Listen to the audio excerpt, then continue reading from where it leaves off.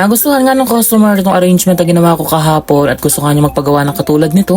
At dahil nga last na piraso na yung lagayan na yun, kaya naman nga ibang klase na nga lang ng lagayan ang gagamitin ko. Bago ko nga rin pala ito simulang gawin ay pinakita ko nga muna sa customer itong lagayan na to at pumayag naman siya at ang gusto nga niya ay mas malaki doon sa may kahapon. Bali yung kahapon nga kasi ay 180 reals pero dito nga pala sa gagawin ko na to ay aabot nga ito ng 250 reals. Medyo marami nga itong bulaklak kumpara doon sa may arrangement kahapon at pati na nga rin pala itong box ng chocolate ay hamak na mas malaki. Pati na nga rin yung mga kulay ng bulaklak na to ay kakaiba doon sa may kahapon dahil dito nga mga bakla ay gagamit tayo ng kulay orange, puti at saka nga ng mga kulay pink. Bali yung pagkakaayos nga lang pala ng design ang gusto ng customer pero sa kulay nga sabi nga niya ay ibahin nga daw.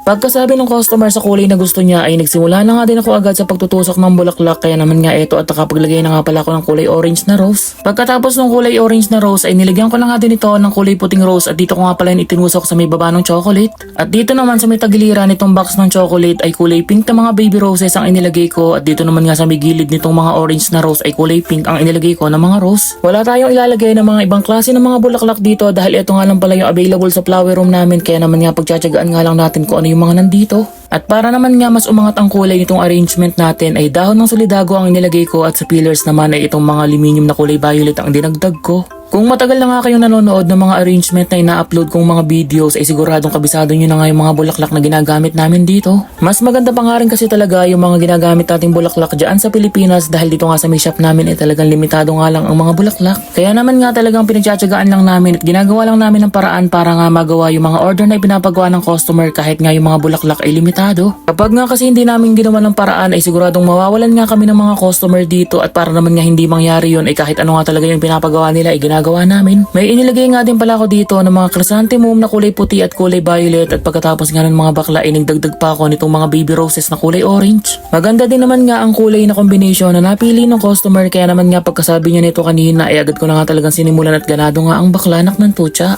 Nagdagdag pa nga ulit ako dito nitong mga dahon ng solidago at saka nga din pala itong mga aluminium at dito naman sa may bandang likuran ay itong mga gypsophilia na kulay puti na lang ang nilagay ko. Bandang huli na nga lang sinabi ng customer na meron pala siyang ipapalagay ng mga pera dito kaya naman nga no choice na at sa likod ko na nga lang talaga itong maisisingit. Hindi naman nga kasi agad sinabi ng customer na magpapalagay siya ng pera at dapat nga talaga kapag magpapalagay ng pera ay una ko nga talaga yun itinutusok. At dito naman sa may bandang likuran para matakpan yung floral foam ay itong mga dahon nga pala ng mga masanjana ang inilalagay ko. At ayan at pagkatapos nating maitusok lahat ng mga bulaklak ay ito nga at ilalagay ko na nga din pala yung mga pera dito isa-isa. As usual ay dinigatan ko nga lang pala ng mga bamboo stick itong mga pera para mabilis nga lang natin itong maitutusok dito sa may likuran. Ganito nga lang kasimple ang kinalabasan itong arrangement na to at siguradong magugustuhan nga ito ng customer kaya naman nga sana ay magustuhan nyo nga rin ito. Pakishare na nga din po itong video kung sakaling nagustuhan nyo para naman nga mas marami pang makapanood ng mga videos na ina-upload natin. At ayan lang mga bakla at magkita-kita pa ulit tayo sa mga susunod ko pang mga videos. Yun lamang po. Salamat!